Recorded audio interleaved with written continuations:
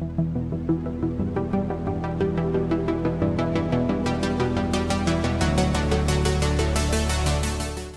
I grew up in New York, in the 80s.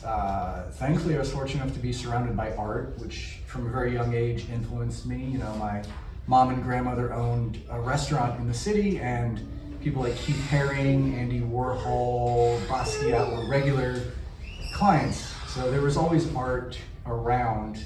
And just looking back as I was kind of preparing for this, I was surrounded by art growing up. Art is a tool to kind of ground you in the present moment. And with this show and with the theme and even the title, 21st Century Digital Boy, we live in a very strange time. We are constantly inundated with social media, with advertising, with even just the state of the world outside of that, so it is very easy to get caught up and lose sight of, the bigger picture, the things that are important. So for me, art is a sort of space to kind of push that all away and meditate and sort of work through some of those things and create these things. But on the flip side, I want them to be spaces for people to take a pause from the other things that might be going on in their life. And it's inescapable. We live in a world where, their social media, whether it's Instagram or Facebook or even email, how many of you checked your emails in the past half an hour? How many of you checked Facebook? It's constant, and it's, these companies spend billions of dollars to, build something that feeds off our attention. So I strive to create something that gives you a break from that, a pause, lets you sit in a comfortable, calm space and sort of, reflect on the feeling that the art gives you. So that is kind of what I was trying to do with this show and with my art as a whole. Sort of help clear some of the fog, if you will, that I think, life in general can throw our way. But I think, I've grown up surrounded by art, but also, fascinated by technology. I studied computer science. When I first entered college, I realized very quickly that that was not for me. Staring at a computer screen 20 hours a day would have drove me insane. But I do think art is a self-portrait, regardless of the medium, the imagery. You take the things you experience, you filter them through your brain, which is what makes it unique, and the things that stand out to you and speak to you, and you create something, whether it's through dance or photography or painting. It's all just a medium to kind of explore the world we live in. So I think that's kind of where these things come in. Like I look at these and I think about just the things that I saw or experienced growing up, whether it's some of the more, shall we say, landscape inspired things, sort of my love of nature, the years I spent working on farms, or again the more geometric and, shall we say, sci-fi elements, which again come from my sort of love of technology and the excitement of science. And I think for me one of the most interesting things is the most beautiful things you see in the world, whether it's a sunset or a flower, there's an order behind how that is created. It's a sunset is just light refracting through chemicals in the sky that create these different beautiful colors. But we see it as this magical thing. So I've always been fascinated by the underlying order and sort of mathematical symmetry of the world, but then how it becomes these beautiful things to us. And I think, I try and capture some of that and, create a space where you can, pause, feel a moment of joy. Maybe it reminds you of something happy, or it's calming, or whatever it is that you feel, whatever story you bring from your own experience is, really the purpose of these things. I'm kind of curious about like the nuts and bolts of your creative process. So like, Sure. what is your approach? Do you keep a sketchbook? Do you start with sketches? Do you work in series? Do you work multiple pieces at a time? Okay. Tell me all about that stuff. That's a good question, because it is, I guess, part of the process in and of itself. I don't sketch anything. I don't have I have lots of sketchbooks, but they never get used. So it usually starts with, a color, and I will apply it usually, with like a palette knife or something like that to kind of create that first layer. And from there, each layer, each thing that gets added is sort of a response to that. So, it's about trying to find balance and symmetry and all these things through color and shape and texture. Usually So you're working that all out right on the canvas then? Yeah, and because it's oil, I tend to work, on many pieces at once, because, while one is drying, I'll bounce to the next one. So a lot of times even, I'll have a leftover color from another painting. I'll just put that on the canvas, and, something will come from there. And then that just sort of leads out to this sort of game, if you will, of trying to, add elements and color and things like that to sort of bring it all into balance. A lot. So, conceptually, it reads to me like I'm inside of a working computer, and Sure. in the back of that computer is an open window to nature. Yeah. Right? Like that's how I see it. Yeah. So, computer science, architecture, splash of graffiti. Makes Yeah. sense that you grew up in New York in the Yeah. 80s. Right? Are those all things that inspire you? Yeah, for sure. I mean, I learned to draw by copying comic books and, National Geographic and stuff like that.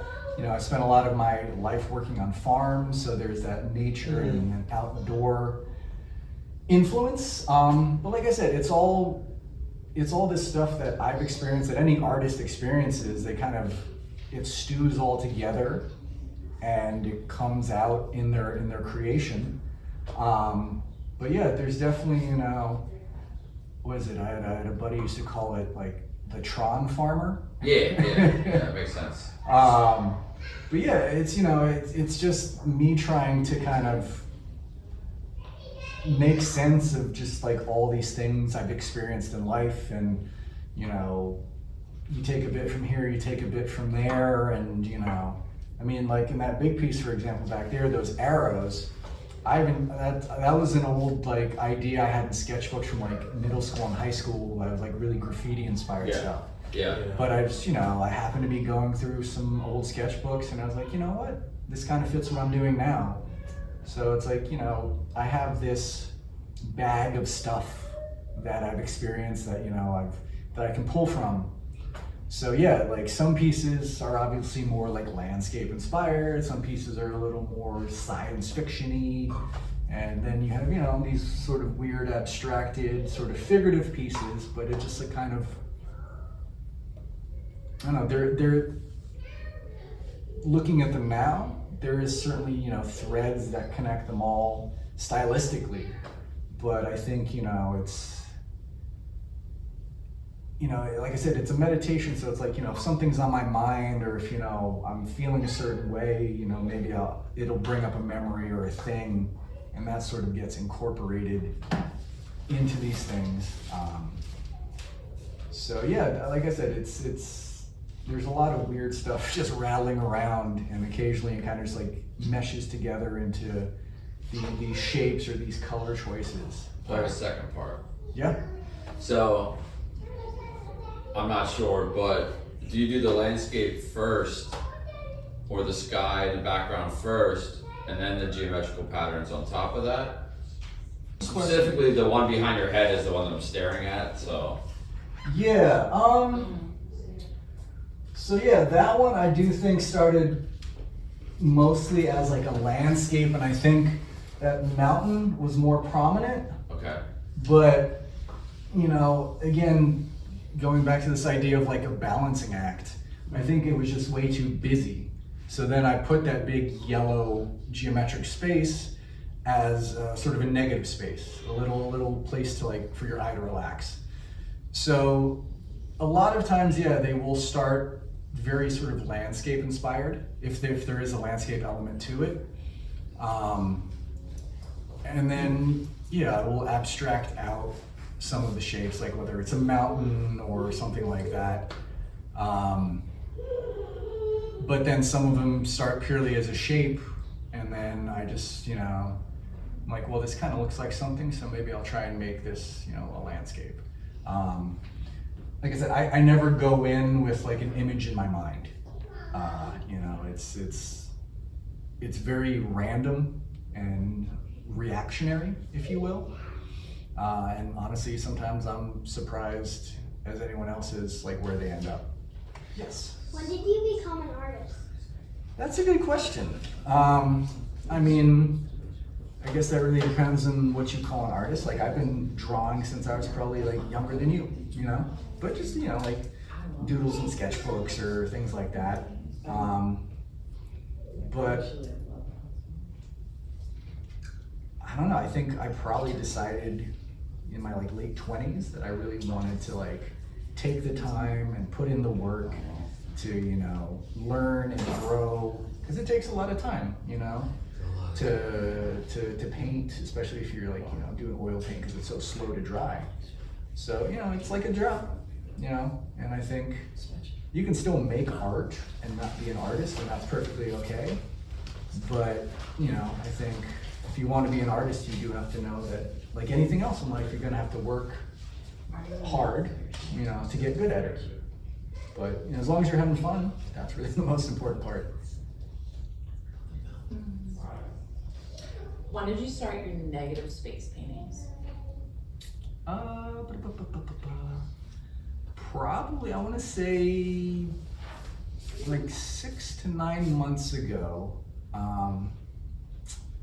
I was looking through this book that was given to me.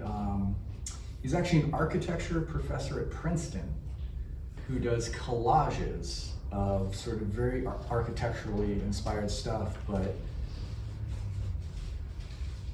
I felt a very connection to it because, you know, he used a lot of things like perspective and being collages, you know, pictures of like, you know, obviously like buildings and stuff like that in perspective. And I just, the way he was using negative space just was like, I like that, you know. I think, again, art being sort of a reflection of the artist, like when I was younger, you know, I was very much an anxious person, a nervous person, very, you know, high key. Sure. And I think, you know, as I've gotten older, whatever, more comfortable with myself, whatever it may be, I found myself being satisfied with less, so I don't feel the need to overload a canvas like some of my earlier stuff. So just the idea of negative space and really like controlling the surface with just very minimal, you know, mark making or, you know, choices was just a fun challenge. Definitely. Covered. I have a question Yes. regarding medium, Yes. because you do have that background in computer science and you make really interesting animations too. I was wondering if you feel like painting is always the end result that you have as your goal, or if you think you'd be interested in exploring like VR or other ways of entering these landscapes. I mean, I certainly have. I have taken the time to learn some of like the virtual reality stuff and some of the animation aspects. And I've played around and enjoyed it, but it's one of those things where there's such a steep learning curve that it requires so much time. And as much as I like it, I don't know if I'd want to give up the painting time. You know, I'd love to collaborate with someone who that's their dedicated field. You know, so because again, during COVID, I decided to learn how to use some of these programs, and it was fun, it was great, I made some fun stuff, I really liked it, but just the sheer amount of time, I'm like, there's not enough hours in the day to do everything. But again, to me, I think in my mind, these are places to be explored. You know, like I love when people like, I've caught people at shows like trying to like look behind things, you know, like what's back there, how do I get back there, you know. It's kind of funny, but like for me, like I don't know if you guys maybe have seen Mary Poppins. You know when they jump in those sidewalk chalk paintings? Like when I was a little kid, that was the coolest thing ever. And like I just like that idea of like creating something that you can go into and explore. So definitely virtual reality and sort of the 3D world allows for that. And I think there's probably some happy medium between the two where I don't have to go fully down that rabbit hole, but I can sort of incorporate some of this painting and, you know, simple animation just to create movement.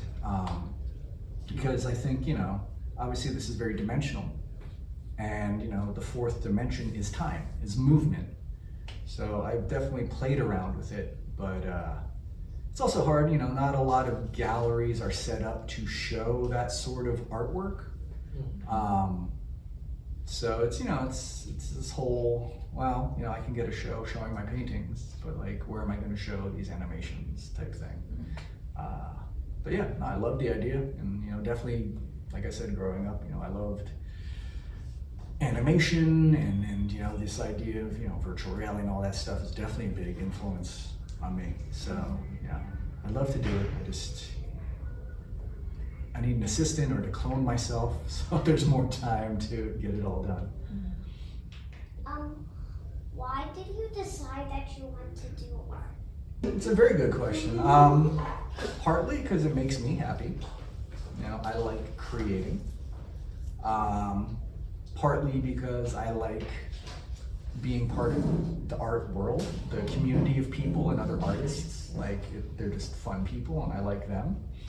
Maybe when you're older you'll realize this, but like, you try a lot of things in life and some don't work, you know, you fail, that's part of life. But sometimes you do something and you fail, but you want to go again, you know? And that, I think, is what it takes to get good at anything. And art is just one thing where I was happy to fail, but I was just excited to start going and try again and try again and try again. So, How do you choose which canvas to use? I think a lot of times I like to work in a square, because a lot of times you're trying to like balance things automatically, but a square is already a balanced shape, so it's just a fun shape to work with. But I don't know, like I like to work big, I like to work small, so it's, you know, it's whatever I feel like doing, and that's the fun thing about art. You can, you know, it's whatever you want it to be. You can do whatever you want, make whatever you want. All right.